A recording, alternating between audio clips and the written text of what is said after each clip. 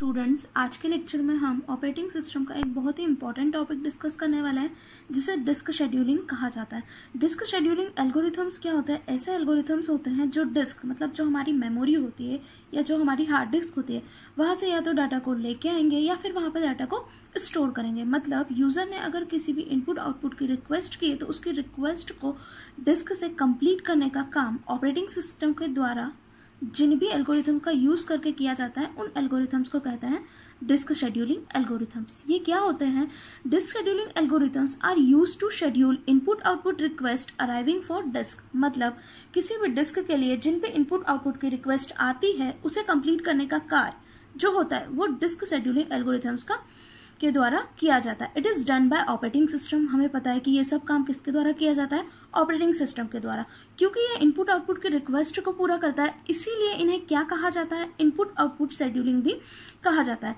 हमने previous lecture जिसमें disc organisation पढ़ा था वहां पे हमने देखी थी कि डिस्क कैसी होती है, जिसमें कई सारे प्लेटर्स होते हैं और वे प्लेटर्स किन ट्रैक्स और सेक्टर्स में डिवाइड होते हैं। वह सब आप जब देखोगे तो आपको ये लेक्चर और भी अच्छे से क्लियर हो जाएगा। यहाँ पे मैं एक सिंगल प्लेटर की बात करती हूँ। जैसे ये एक प्लेटर है, ठीक है, ये प्लेटर जो है ये एक राउंड शेप में है, ठीक है।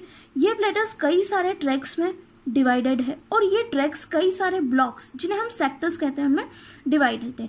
अब हमारा जो डाटा होता है वो क्या होता है? पहले ट्रैक्स में और ट्रैक्स के बाद जिन सेक्टर में उसे होना चाहिए, मतलब जिस ब्लॉक में होना चाहिए उस ब्लॉक में वो जाके या तो स्टोर हो जाता है या फिर वहां से एक्सेस करके लाया जाता है। ये जो प्लेटर होते हैं ये एक आर्म की सहायता से रीड राइट हेड से जुड़े होते हैं। मतलब रीड राइट हेड क्या करता है? इन प्लेटर्स से डाटा को रीड करता है या फिर राइट करता है। अब अगर किसी भी यूजर को किसी भी डाटा की जरूरत है तो वो क्या करेगा? रिक्वेस्ट करेगा और उस रिक्वेस्ट को पूरा करने का कार्य किसका होगा? ऑपरेटिंग सिस्टम का। क्योंकि हम मल्टी प्रोग्रामिंग ऑपरेटिंग सिस्टम का यूज करते हैं जिसमें मल्टीपल प्रोग्राम मतलब मल्टीपल रिक्वेस्ट एक साथ आती है, तो उन रिक्वेस्ट को वन बाय वन करके कैसे पूरा करना है ये डिस्क शेड्यूलिंग एल्गोरिथम्स के द्वारा किया जाता है। अब डाटा को कैसे लेके आया जाता है, मतलब फेच किया जाता है या फिर एक्सेस किया जाता है? सबसे पहले हम चेक करते हैं कि वो डाटा किस प्लेटर में है, क्योंकि डिस्क में कई सारी प्लेटर्स होती है। प्लेटर्स के बाद हम देखते हैं कि वो कौन सी सरफेस पे है, मतलब प्लेटर की अपर सरफेस पे है या फिर प्लेटर की लोअर सरफेस पे है। उसके बाद उन प्लेटर के अंदर किस ट्रैक में डाटा स्टोरेज है, क्योंकि जो एक प्लेटर होता है वो कई सारे ट्रैक्स में क्या होता है? डिवाइड होता है और उन्हीं ट्रैक्स के बाद चेक किया जाता है कि कौन से सेक्टर में वह डाटा स्टोर है।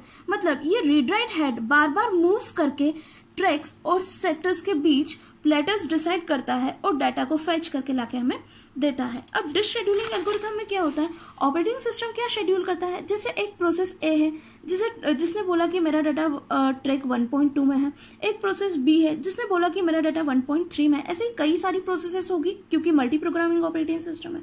तो ऑपरेटिंग सिस्टम क्या करेगा? इन सभी प्रोसेसेस की रिक्वेस्ट को डिस्क के द्वारा पूरा करेगा। पर यहाँ पे हम ये देखेंगे कि कौन सी प्रोसेस पहले आएगी अपने इनपुट आउटपुट के लिए, फिर कौन सी प्रोसेस आएगी। इन सब की शेड्यूलिंग का काम किया जाता है डिस्क शेड्यूलिंग एल्गोरिथम के द्वारा। मेन डिस्क शेड्यूलिंग एल्गोरिथम का गोल क्या होता है? The goal of disk scheduling algorithm to minimize the seek time. Seek time को मिनिमाइज करना। अब सीक टाइम क्या होता है? Seek time it is a time taken by the arm to move required track. मतलब जो आर्म होता है, ये जो आर्म है, ये आर्म इन सभी प्लेटर में ट्रैक्स और सेक्टर्स के बीच मूव करता है, तो इस आर्म को डिजायर ट्रैक या डिजायर सेक्टर में आने के लिए जो टाइम लगता है वह टाइम कहलाता है हमारा सीक टाइम। क्योंकि कई सारी प्रोसेसेस होगी और कई सारे ट्रैक्स और सेक्टर्स होंगे। यदि हमारा डाटा माना कि एक इसमें है, एक इस ट्रैक में है, एक इस ट्रैक में और एक इस ट्रैक में है, तो ऑपरेटिंग सिस्टम डिसाइड करेगा कि पहले कौन सी प्रोसेस का डाटा एक्सेस करे या कौन सी प्रोसेस की रिक्वेस्ट कंप्लीट करे, फिर कौन सी प्रोसेस की रिक्वेस्ट कंप्लीट करे, जिससे कि सीक टाइम क्या हो जाए? कम हो जाए। मतलब रीड राइट हेड को ज्यादा घूमना ना पड़े और जल्दी से जल्दी हमारे पास डाटा एक्सेस होके आ जाए। तो ये सब जो डिसाइड किया जाता है वो डिसाइड किया जाता है डिस्क शेड्यूलिंग एल्गोरिथम्स के द्वारा। हमारे पास कई सारे डिस्क शेड्यूलिंग एल्गोरिथम्स है जैसे FSFC, STFC, स्कैन, C-स्कैन, लॉग। इन सभी एल्गोरिथम्स को हम वन बाय वन करके एक एक लेक्चर में डिस्कस करेंगे और हमारी जो डिस्क है उसमें जो अलग अलग प्रोसेसेस है उन्हें ऑपरेटिंग सिस्टम के द्वारा शेड्यूल करेंगे, जिससे कि हमारा सीक टाइम क्या हो जाए? कम हो जाए। मतलब डाटा को एक्सेस करने का टाइम क्या हो जाए? हमारे पास कम हो जाए। मतलब कम से कम टाइम में हमारे पास डाटा एक्सेस होके आ जाए और प्रोसेसेस की रिक्वेस्ट क्या हो जाए? कंप्लीट हो जाए। Thank you.